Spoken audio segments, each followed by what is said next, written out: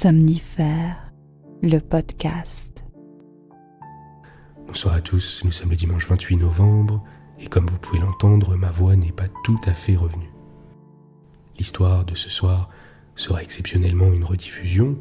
Il s'agit d'une histoire que nous avions découverte l'année dernière, celle d'Élise, la fille d'un pasteur qui vit en reclus en pleine campagne et découvre avec l'arrivée du printemps les émotions complexes provoquées par le sentiment amoureux. C'est une jolie nouvelle d'Alexander Kielland intitulée Le presbytère. Je vous remercie pour vos messages ce week-end qui m'ont fait très plaisir. Je vous souhaite une excellente nuit et maintenant place à notre séance de relaxation. La séance de relaxation.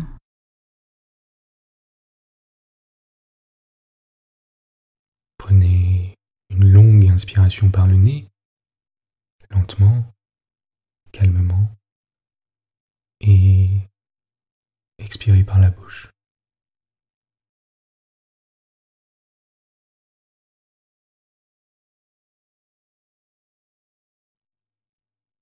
À présent, laissez-vous simplement bercer par votre respiration.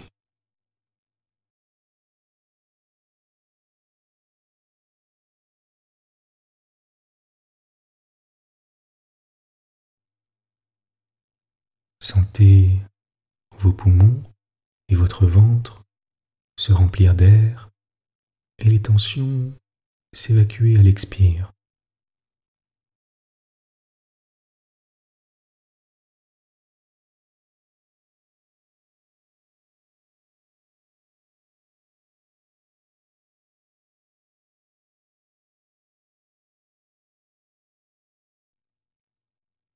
Plus vous expirez, plus vous êtes détendu.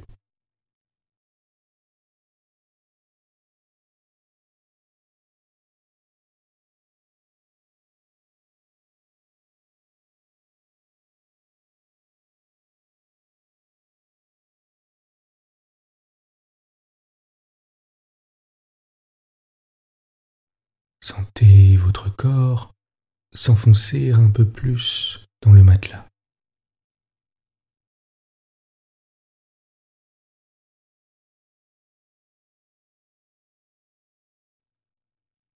Observez comme il est agréable de prendre un peu de temps pour soi, pour déconnecter, pour être simplement présent dans le calme.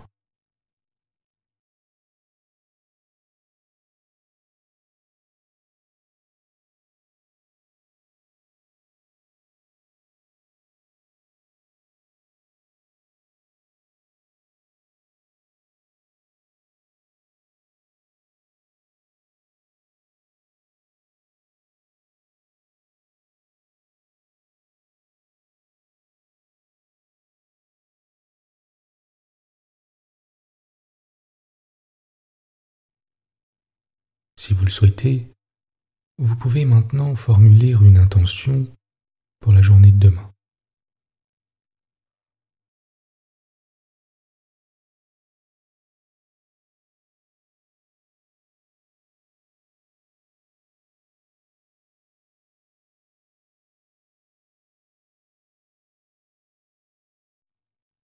Vous êtes calme et détendu.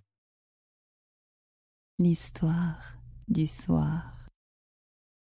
C'était à croire que le printemps ne viendrait jamais. Pendant tout le mois d'avril, il y eut des gelées de nuit et le vent du nord souffla sans interruption. Cependant, le soleil étant très chaud au milieu du jour, les grosses mouches commencèrent à bourdonner, et l'alouette assura à haute voix que l'on était en plein été. Mais l'alouette est un être auquel on ne peut pas se fier. Oubliant au premier rayon du soleil qu'il avait gelé très fort dans la nuit, elle montait en chantant dans la lande jusqu'à ce qu'elle se rappelât qu'elle avait faim. Elle redescendait alors en tournoyant et venait s'abattre comme un caillou sur le sol. Le vanneau allait à petits pas, l'air songeur, plongeant de temps en temps la tête entre les touffes de bruyère. Il n'avait pas grande confiance dans l'alouette, lui. Quelques canards sauvages fouillait plus loin dans une fourmilière, et le plus vieux disait aux autres que tant qu'on n'aurait pas eu de pluie, il ne fallait pas croire au printemps. Le vieux canard avait raison. La pluie arriva, froide d'abord, peu à peu plus chaude, et enfin le soleil se montra pour tout de bon. Un vrai soleil de printemps, réchauffant l'air depuis le matin jusque bien avant dans la nuit, qui était tiède et humide. Bientôt régna partout une extrême activité. Tout était en retard, il fallait bien rattraper le temps perdu. Les feuilles jaillirent des bourgeons gonflés, les petites fleurettes prirent leur élan, frétillant sur leurs tiges vertes, et les collines de bruyère qui regardaient la mer se couvrirent de teintes claires. Seul le sable du rivage resta jaune comme auparavant. Il n'a pas de fleurs pour se parer, il n'a que les touffes disséminées des herbes marines dont les longues tiges molles se courbent sous le vent. Les pieds battus par la vague, les mouettes se promenaient sur la grève, sérieuses, la tête baissée et le ventre en avant, comme de vieilles dames dans un chemin boueux. En haut, dans la lande, le vanneau volait en battant des ailes. Le printemps était venu si soudainement sur lui qu'il n'avait pas eu le temps de trouver où faire son nid, et avait déposé ses œufs au beau milieu d'un champ. L'endroit était mal choisi, il le savait bien, mais il n'y avait pas eu moyen de faire autrement. L'alouette se moquait de lui. Quant aux moineaux, ils étaient dans une hâte vertigineuse. Beaucoup, même avant d'avoir commencé leur nid, avaient déjà pondu un œuf ou deux. Voilà ce que c'est d'avoir passé des semaines sur le toit de l'étable à causer de l'almanach. Le petit Angarius contemplait leur querelle dans la haie du jardin du presbytère et se figurait voir une grande bataille accompagnée de charges de cavalerie. Comme il était en train d'étudier l'histoire de Norvège avec son père, tout ce qui se passait autour de lui prenait à ses yeux une couleur guerrière. Quand les vaches rentraient le soir du pâturage, c'était pour lui des masses de troupes qui s'approchaient, et les poules étaient la garde nationale avec le coq pour capitaine à leur tête. Quel naturel sauvage à cet enfant, pensait le pasteur. Ses goûts belliqueux n'étaient point du tout de son gré. Angarius devait être comme son père, un homme de paix, et celui-ci souffrait de voir combien l'enfant recherchait tout ce qui traitait de guerre et de combat.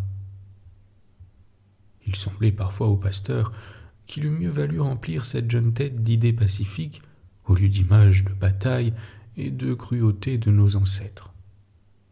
Mais, se rappelant alors que lui aussi avait appris les mêmes choses dans son enfance et qu'il n'en était pas moins devenu un homme de paix, il reprenait confiance.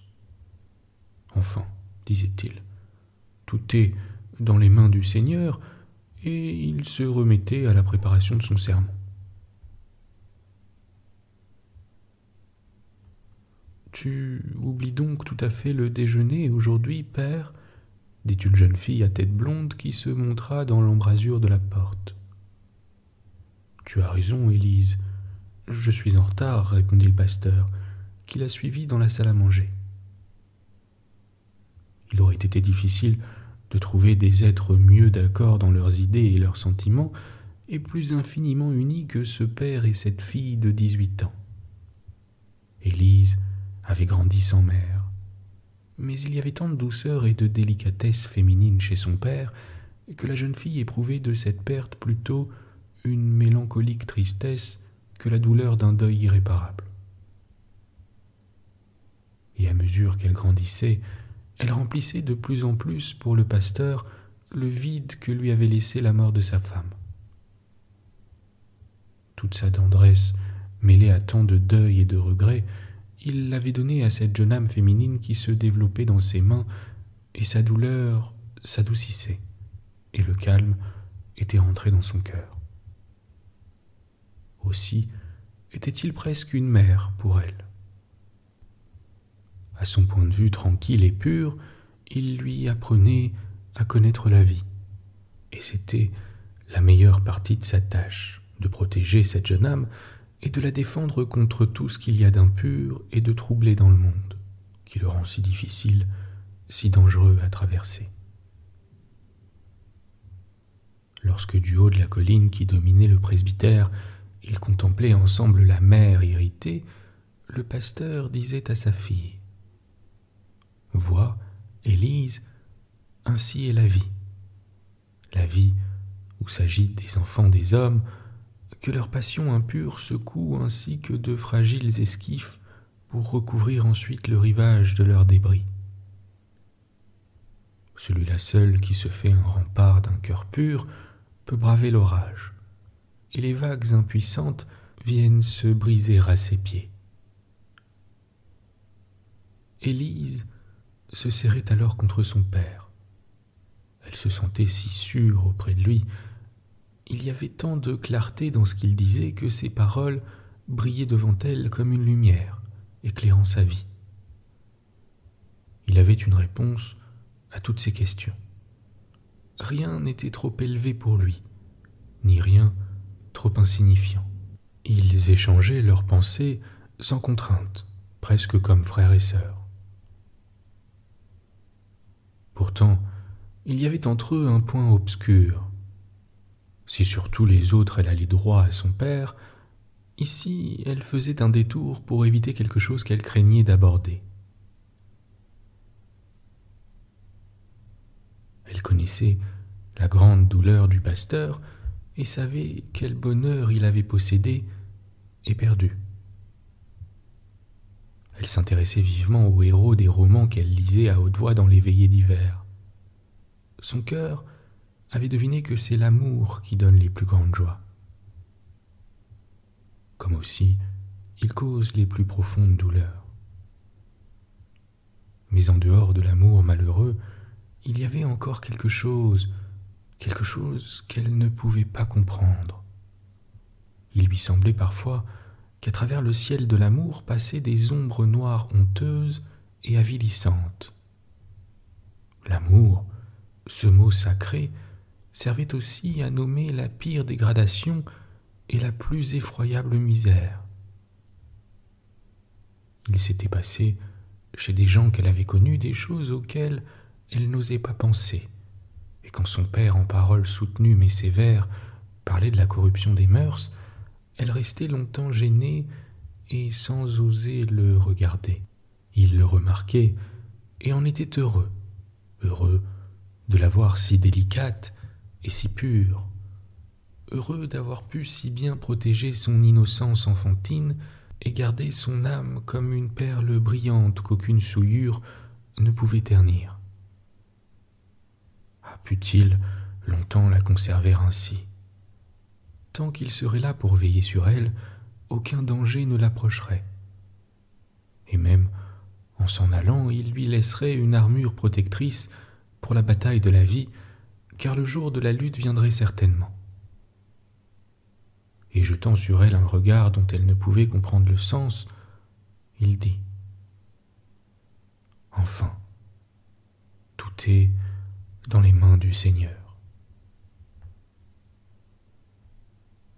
« N'as-tu pas le temps de faire un tour, père ? » demanda la jeune fille quand le déjeuner fut fini. « Si, car cela me fera du bien. D'ailleurs, j'ai travaillé si assidûment à mon sermon qu'il est presque terminé. » Ils sortirent sur le seuil.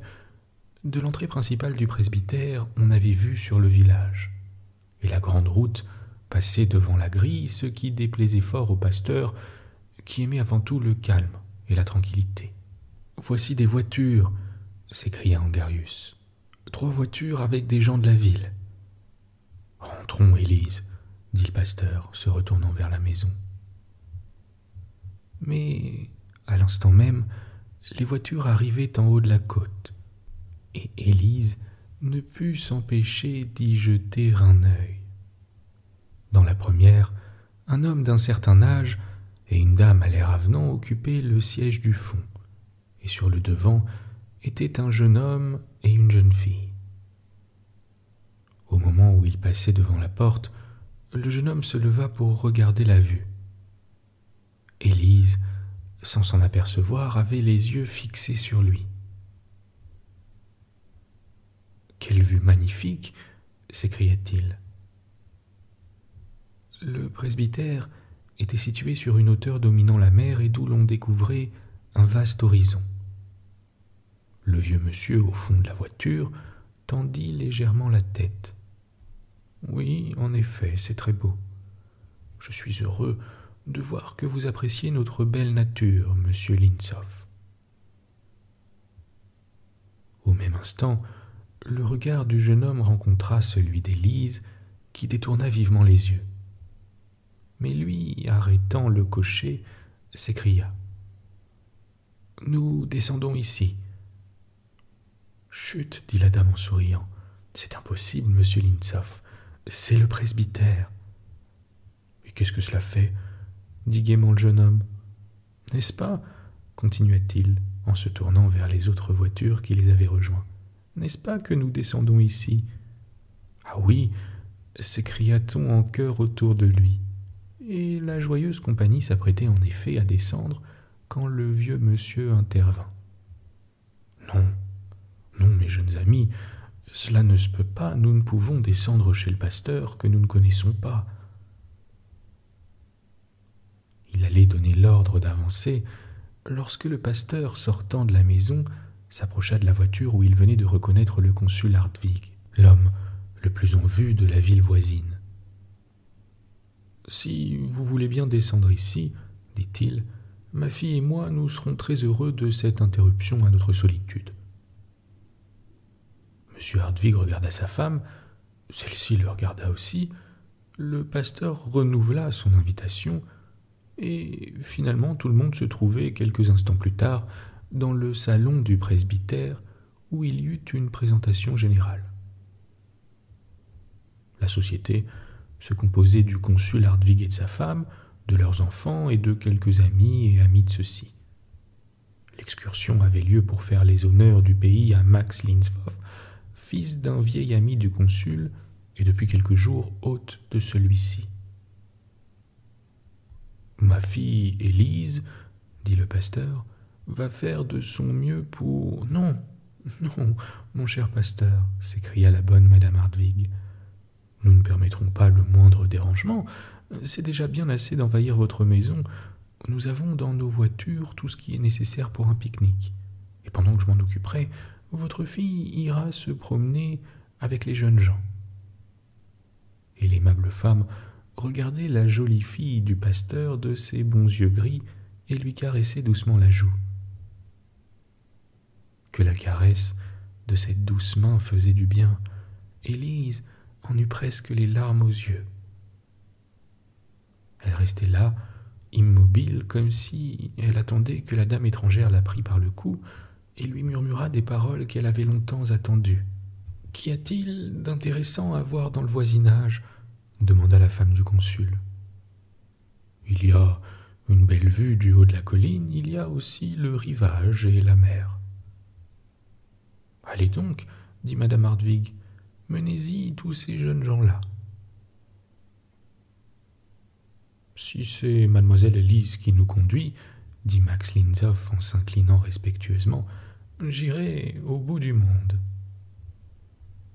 Elle devint pourpre. Jamais on ne lui avait rien dit de pareil, et ce beau jeune homme incliné si profondément devant elle, et dont les paroles paraissaient si sincères, mais ce n'était pas le moment de s'arrêter à cette impression. Bientôt, toute la troupe fut dehors, Élise et Linsov en tête, se dirigeant vers le sommet, d'où l'on avait la plus belle vue. On traversa d'abord le jardin du presbytère, où des violettes croissaient en masse à l'ombre des grands arbres. C'était la mère d'Élise qui les avait plantées. « Ah, des violettes, quel bonheur !» s'écria l'aînée des demoiselles Hartwig. « Monsieur Linsov, cueillez-moi donc un bouquet. » Le jeune homme, qui depuis quelques instants s'évertuait à trouver le ton sur lequel on pouvait parler à Élise, crut remarquer que la jeune fille avait entendu avec déplaisir les paroles de mademoiselle Frédéric. « Les violettes sont vos fleurs favorites », lui dit-il à demi-voix. Surprise, elle leva les yeux vers lui. Comment pouvait-il savoir cela ? « Ne croyez-vous pas, mademoiselle Hartwig, reprit Max Linsoff, ne croyez-vous pas qu'il vaudrait mieux n'en cueillir que ce soir ? Elle serait plus fraîche. »« Comme vous voudrez, » répondit brièvement celle-ci. « Elle les oubliera, probablement d'ici là, » fit-il, paraissant se parler à lui-même. Mais Élise l'entendit et se demanda encore une fois quel plaisir il pouvait trouver à protéger ses violettes au lieu de les cueillir pour la belle demoiselle. Après avoir admiré quelque temps la vue splendide qu'ils avaient sous les yeux, ils descendirent la colline par un sentier qui menait à la mer. La conversation s'était animée. Tout d'abord, Élise s'était sentie un peu dépaysée. Il lui semblait que ces gens de la ville parlaient une langue inconnue. Parfois aussi, elle trouvait qu'ils riaient pour des riens, et elle, de son côté, avait souvent envie de rire de leurs étonnements et de leurs ignorances. Mais peu à peu, elle fut plus à l'aise et se mit à rire et à causer librement comme les autres. Elle était loin de s'apercevoir cependant que les jeunes gens, Max Linsoff spécialement, s'occupaient beaucoup d'elle, pas plus qu'elle ne remarquait que les mots un peu aigres qui s'échangeaient entre eux à son sujet. En quittant la plage, Élise, pour abréger la route, prit un sentier à travers les fondrières, sans réfléchir que les dames de la ville ne savaient pas sauter les fossés comme elle. Et mademoiselle Frédéric, gênée dans sa robe trop serrée, tomba dans une flaque d'eau. Elle appela du regard Linsoff à son secours. « Mais Henri !» cria Max au jeune fils Hartwig. « Aide donc ta sœur !» Mademoiselle Frédéric, sans mot dire, se releva toute seule et la troupe continua son chemin. Peu de temps après, ils étaient de retour au presbytère, où l'on se mit à table dans les meilleures dispositions du monde. Mais vers la fin du repas, quelqu'un ayant fait la remarque que pour une partie de campagne le menu n'était guère rustique, on réclama du lait caillé, et Élise se leva aussitôt pour aller en chercher à la laiterie. « Laissez-moi vous aider, mademoiselle » s'écria Max Linsoff, qui courut derrière elle. « Voilà un jeune homme bien serviable, » dit le pasteur. « N'est-ce pas ?» répondit le consul. « Et un vrai commerçant par-dessus le marché. Il a passé quelques années à l'étranger et maintenant il est associé aux affaires de son père. »« Peut-être est-il un peu léger, » dit doucement madame Hartwig. Max Linsoff avait suivi Élise à la laiterie. Au fond, cela ne plaisait que médiocrement à la jeune fille, mais il riait et plaisantait si agréablement qu'elle ne pouvait s'empêcher de rire aussi. Choisissant du regard un pot de lait sur un des rayons, elle leva les bras pour le prendre. « Non, non, mademoiselle !» s'écria Max. « C'est trop haut pour vous, laissez-moi le descendre. » En disant ces mots, il posa sa main sur celle de la jeune fille. Élise retira vivement la sienne. Elle avait rougi et se sentait près de pleurer. Alors, d'une voix lente et grave, il lui dit sans la regarder. « Je vous demande pardon, mademoiselle. Ma manière d'être, je le sens, est bien trop libre et trop légère pour une femme comme vous. Mais j'aurais trop de chagrin si vous gardiez l'impression que je suis aussi frivole que j'en ai l'air. Souvent, vous le savez, il faut feindre la gaieté pour cacher ses souffrances. Il y a des gens qui rient pour ne pas pleurer. »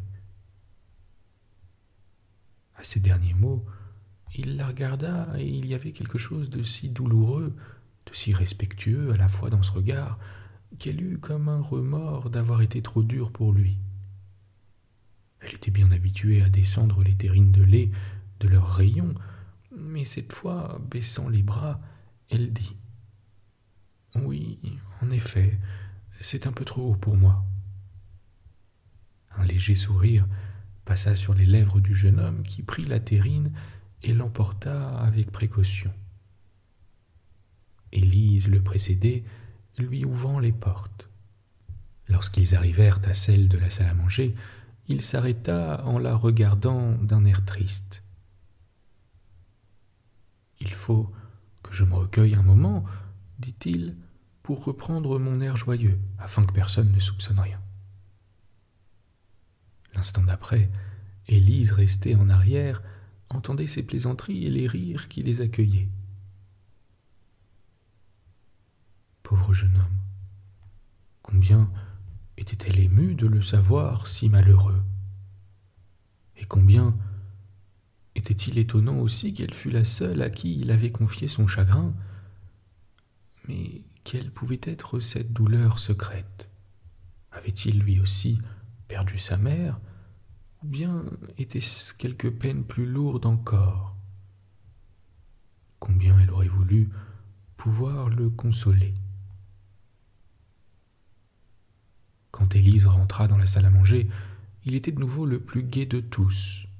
Une seule fois, en la regardant, il reprit cet air mélancolique et confidentiel qui la touchait au cœur. Enfin, l'heure du départ arriva. Au milieu des derniers après, Élise se glissa inaperçue dans le jardin. Elle voulait cueillir un bouquet de ces violettes pour la bonne madame Hartwig. « Mais, s'écria mademoiselle Frédéric, mais mes violettes, monsieur Linzov, où sont-elles » Le jeune homme qui se demandait où était passée Élise eut soudain un trait de lumière. « Madame Hartwig, permettez-moi de m'éloigner un moment, je vais chercher un bouquet pour mademoiselle Frédéric. » Élise entendit des pas pressés qui s'approchaient. Elle eut le pressentiment que ce ne pouvait être que lui. « Ah, je vous trouve ici, mademoiselle. Je suis venue pour cueillir des violettes. » Elle se détourna légèrement sans répondre et se mit machinalement à en cueillir. « Voulez-vous m'en faire un bouquet » demanda-t-il timidement. « N'est-ce pas pour mademoiselle Frédéric ?» dit-elle. « Oh non, faites-le pour moi, supplia-t-il en se mettant à genoux devant elle. Sa voix était si douce, on eût dit celle d'un enfant qui implore. Elle lui tendit les violettes sans le regarder. Mais lui, se relevant vivement, la prit à la taille et la pressa contre lui. Elle ne fit pas de résistance et ferma les yeux. Alors, elle sentit ses baisers sur les yeux, sur les lèvres, en même temps qu'il murmurait son nom mêlé à des paroles ardentes. On appela de la maison. La lâchant brusquement, il s'éloigna en courant. Les chevaux piaffaient, le jeune homme sauta en voiture, mais dans sa précipitation, il laissa tomber son bouquet. Une seule violette lui resta dans la main. « Je ne puis cependant pas vous l'offrir, » dit-il à mademoiselle Frédéric.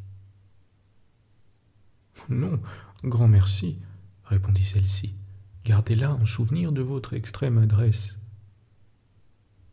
« En effet, vous avez raison, je la garde, » répondit Max Linzov avec le plus grand calme. Le lendemain, il retrouva à sa boutonnière cette violette fanée, coupant la tête d'un coup d'ongle et retirant la tige en dessous. « Tiens, » fit-il, en se regardant au miroir avec un sourire, « celle-là, je l'avais presque oubliée. » Il quitta le pays dans l'après-midi et l'oublia tout à fait. L'été arriva, amenant les longs jours chauds et les belles nuits claires. Sur la mer tranquille, la fumée des bateaux à vapeur restait longtemps suspendue, immobile, et les navires à voile passaient lentement, mettant presque un jour entier à disparaître de l'horizon. Il se passa quelque temps avant que le pasteur remarquât le changement qui s'était fait en sa fille. Cependant, il finit par s'apercevoir qu'Élise n'était plus la même. Elle avait pâli, se tenait beaucoup renfermée dans sa chambre et ne venait presque plus dans le cabinet de son père. Il comprit enfin qu'elle l'évitait. Alors, il lui parla gravement, la suppliant de lui dire si elle était malade ou bien si elle avait des scrupules qui lui ôtaient sa joie et sa tranquillité. Elle se mit à pleurer sans répondre. Pourtant, à partir de ce moment, elle rechercha moins la solitude et se tint plus souvent auprès de son père. Mais sa voix avait perdu son timbre joyeux et ses yeux restaient sans éclat. Le pasteur, alarmé, fit appeler le médecin. « Dites-moi, cher pasteur, » dit le vieux docteur après avoir examiné Élise, « votre fille n'aurait-elle pas eu quelque vive émotion, quelque peine secrète, quelque chagrin d'amour, pour dire le mot ?» Peu s'en fallut que le pasteur ne se sentît froissé. Supposer que sa fille, son Élise, dont le cœur lui était comme un livre ouvert, pût lui avoir caché un chagrin de cette nature, qu'elle pût avoir un chagrin de cette nature avec l'éducation qu'il lui avait donnée, être de ces jeunes filles dont la tête est remplie de rêves romanesques. D'ailleurs, elle ne l'avait pas quitté, comment aurait-il été possible ? Non, non, cher docteur, le diagnostic vous fait vraiment peu d'honneur, conclut le pasteur avec son tranquille sourire. Après la visite du médecin, Élise se surveilla plus attentivement et redoubla de précautions pour avoir le même air qu'autrefois, car personne ne devait soupçonner ce qui était arrivé, qu'un homme étranger l'avait prise dans ses bras et lui avait donné des baisers, beaucoup de baisers. Chaque fois que cette scène se représentait à son souvenir, elle devenait pourpre de honte. Ce qui lui était arrivé, n'était-ce pas la pire des ignominies ? N'était-elle pas plus coupable que ces malheureuses filles dont la chute lui avait toujours fait instinctivement tant d'horreur ? Si elle avait pu interroger quelqu'un, se débarrasser du doute et de l'inquiétude qui la torturaient, savoir si elle avait encore le droit de regarder son père en face. Le pasteur continuait à lui demander de lui confier ce qui l'oppressait, mais quand elle regardait dans ses yeux clairs, dans son pur et lumineux visage, il lui était impossible d'aborder ce point honteux, épouvantable. Et elle ne pouvait que pleurer. Parfois aussi, elle pensait à la douce main de la bonne Madame Hartwig, mais celle-ci était étrangère et éloignée. Il fallait donc lutter seul et en silence. Et lui qui marchait dans la vie, le visage si joyeux et l'âme si triste, qui sait si elle le reverrait jamais? Et où se cacherait-elle si elle allait le rencontrer? Il était mêlé à tous ses doutes et à toute sa douleur, mais sans amertume ni rancune. Tout ce qu'elle souffrait l'attachait à lui davantage et il ne sortait jamais de sa pensée. Son souvenir l'accompagnait dans toutes ses occupations. 1000 endroits dans la maison, dans le jardin, avaient gardé sa trace. Elle le rencontrait à la porte, c'est là qu'il lui avait parlé pour la première fois. Elle n'était pas retournée au parterre de violettes, c'est là qu'il l'avait prise dans ses bras et qu'elle avait reçu ses baisers. Si le printemps avait été tardif, l'automne arriva de bonne heure. Un soir de la fin de l'été, il commença à pleuvoir, le lendemain il plut encore, enfin la pluie tomba sans interruption, les nuits devinrent plus fraîches et le froid se fit sentir. Sur les buissons et les arbres, les feuilles pendaient alourdies par la pluie, et quand la gelée les eut séchées, elles tombèrent en masse sur le sol au premier souffle du vent.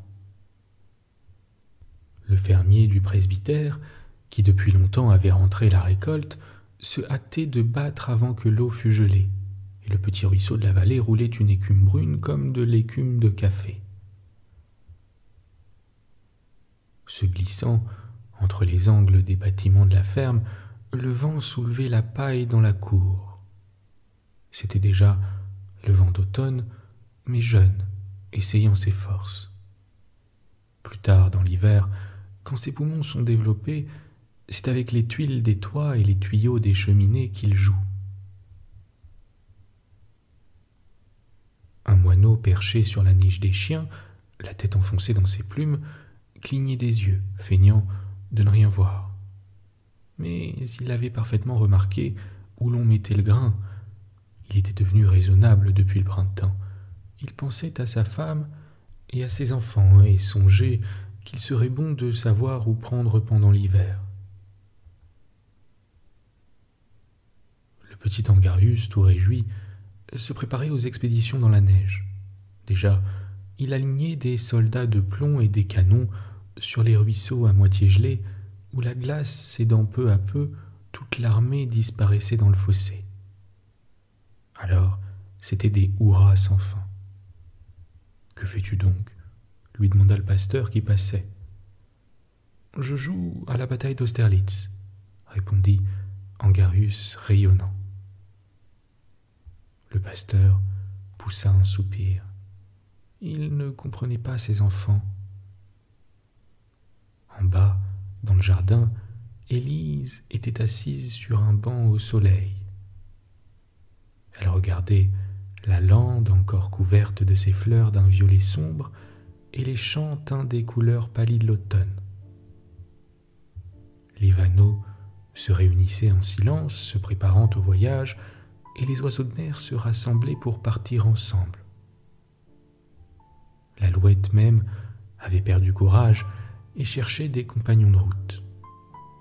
Seule la mouette, le ventre en avant, continuait à marcher tranquillement sur la plage. Elle ne s'en allait pas.